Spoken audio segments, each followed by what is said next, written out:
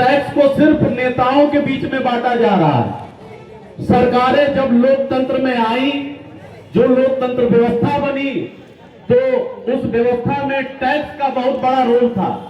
आज भारतीय जनता पार्टी की सरकार ने हमें इस पोजीशन पर लाके खड़ा कर दिया है कि हर एक आदमी जो भी सामान बाजार से क्रय विक्रय करता है, उसका 40% हिस्सा सीधा सरकार को भ्रष्टाचार के लिए जा रहा है।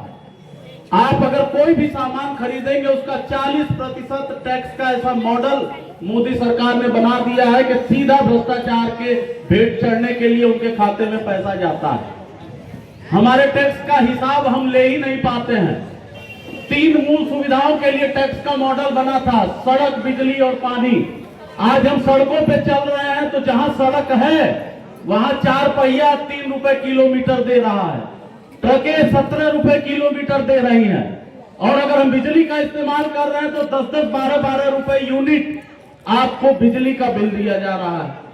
और अगर आप पानी की बात करते हैं तो नगर निगम का पानी आए या ना आए, 200, 300, 400 रुपए महीने का बिल आपको एक एक घर में 2-2 पाइप, 3-3 पाइप बिना उनसे स्वीकृति लिए लगाकर और नल जल योजना के माध्यम से एक बड़ा भ्रष्टाचार किया जा रहा है। आप पूरे भारत में घूम लीजिए, जितनी भी सड़कें सरकारी पैसे से बनी थी, आज नल जल योजना की वजह से वो सारी सड़कें उखाड़ के फेंक दी जा रही। तो इसका दोषी कौन है? ये सबसे बड़ा भ्रष्टाचार है। हम लोग सिर्फ अपने छोटे छोटे मुद्दे में ही फंसे जा रहे हैं। आज देखिए पूरे विश्व में आर्थिक लड़ाई चल रही है, लेकिन हमारे देश का राजा आसाम, बंगाल चुनाव में व्यस्त है। आर्थिक व्यवस्था में कहीं भी हमारे देश के प्रधानमंत्री नजर नहीं आ रहे हैं। ये सबसे बड़ा भ्रष्टाचार है। तो जब ऊपर से नीति और नियत ही आखिरी व्यक्ति तक पैसा पहुंचाने की नहीं है, तो फिर हम लोग अगर इन छोटी छोटी बातों को लेकर इनके आगे पीछे घूम रहे हैं तो इससे कोई फायदा नहीं है।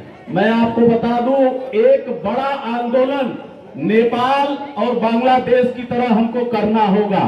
अगर हमें इनसे अपनी बातें मनवानी है तो अभी आपने देखा कि यूथ कैसे नेपाल में पूरे राजनीति को बदल दिया, वैसे ही कांग्रेस पार्टी को जब जब इस देश पे आपातकालीन स्थिति आई है तो कांग्रेस पार्टी पूरी तरह से ईमानदारी से इस देश के एक एक युवाओं के साथ खड़ी रहती है।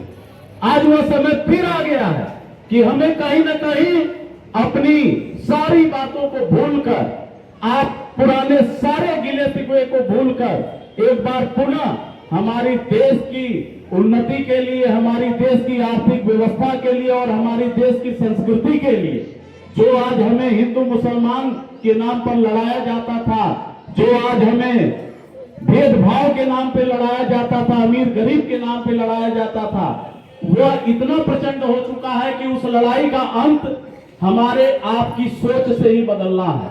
तो इस बदलाव के लिए आप कहीं न कहीं एक दृढ़ संकल्प कर लीजिए कि हमें हर विरोध को उस आखिरी चरम सीमा तक ले जाना पड़ेगा कि जब तक हमारी बातें, हमारे जनता के हक की बातें मनवा न लिया जाए, तब तक यह विरोध खत्म नहीं होना चाहिए।